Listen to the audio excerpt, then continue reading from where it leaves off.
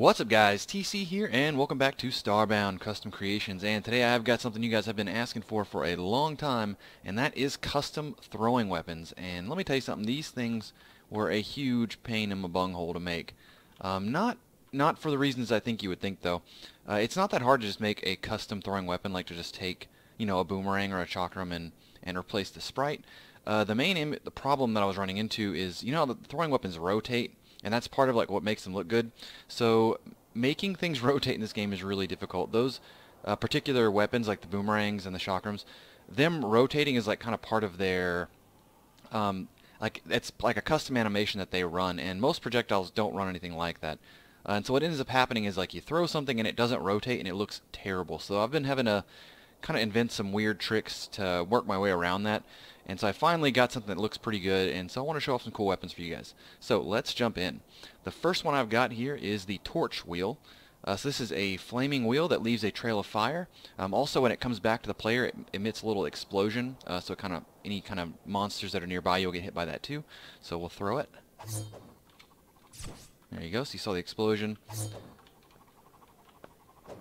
And a little fire trail it leaves behind. It's a pretty cool little thing. Let's pull up a pop top here. There we go. So as you can see, it can be pretty damaging, especially the little wall of fire that it can generate there. All these weapons are dual wieldable, as you would expect. So there we go. And the little explosion is pretty good. It kind of repels any enemies that get too close to you whenever you catch it, so that's pretty cool. So this next one here is the Ricochet Orb. So this one is an orb that leaves poisonous plasma on surfaces, returns automatically. So this one, basically whenever it touches a surface, it leaves like a sticky plasma that poisons targets. So this one also goes considerably further than the others.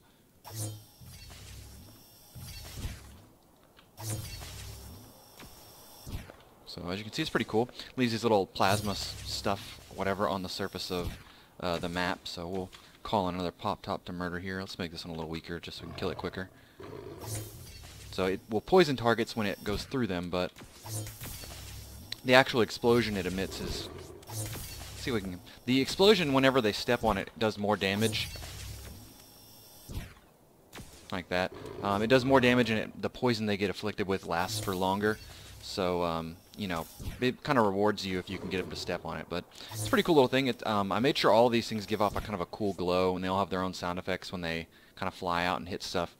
It's definitely been fun learning about how to kind of make these things. As you can see, the rotation on this was... this one looks pretty good for what it is. These two, all the other ones were like symmetrical. This one's like kind of semi-symmetrical. But as you can see, it's not actually completely rotating. It's like a little visual trick I'm having to use to make it look like it's rotating. So anyways, moving on to this next one. This is the golden ring. And this one here, this was super annoying. I know this is a huge wheel, and there's like a really weird rendering issue on the game where if you scale a PNG file up, you can no longer color it. Like it'll color, but like only partially. So pretty much I was gonna have this thing be the same size as this one, but whenever you scale it down, the game just stops recognizing the custom colors, and it looks like crap, I'll be honest. So I just kind of elected to keep it in this large size. This one here is kind of more generic, a glowing serrated raying weapon that returns automatically. So this one here just glows a lot whenever it bounces off surfaces. It's got a pretty short range compared to the other two. This one is pretty high in damage though, and it does cause targets to glow, so that's kind of cool. It's more of like an exploration type thing. Pretty good damage. There we go. Yeah, so shorter range than the other two, but considerably harder hitting. Now this next one here is not so much a throwing weapon. This is just kind of something I ran into. I wanted to make it. It was kind of fun. So this is what I'm calling the Gadget Fist, and it's an extender arm that lets you punch at extreme range. So you guys might remember like Go-Go Gadget. He's got the like extendable limbs. So this thing here has got an extendable punching fist.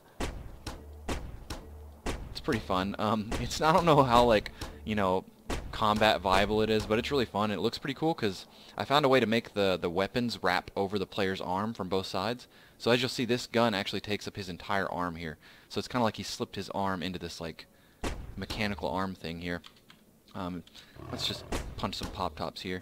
And all these are dual wieldable. This one in particular is super fun to dual wield, just because it's like, you know, you can dual wield these like punching fist, and he kind of like extends his hand or his whole arm forward.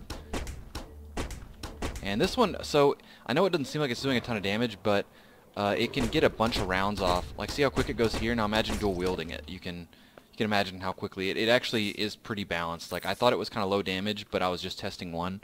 But with two of them, they're actually pretty fun.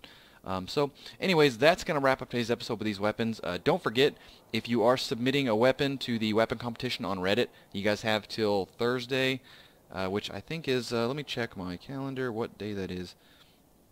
Thursday is the 2nd, November 2nd. You guys need to turn it in before then, though, okay? So turn it in before November 2nd if you're going to be submitting some weapons. We've already had 4 or 5 people submit their weapons, and we've got some really cool ones in store, so I definitely recommend you guys check it out. But anyways, that's going to wrap up today's episode. Hope you guys enjoyed it. Please rate, like, comment, subscribe, and I'll talk to y'all later.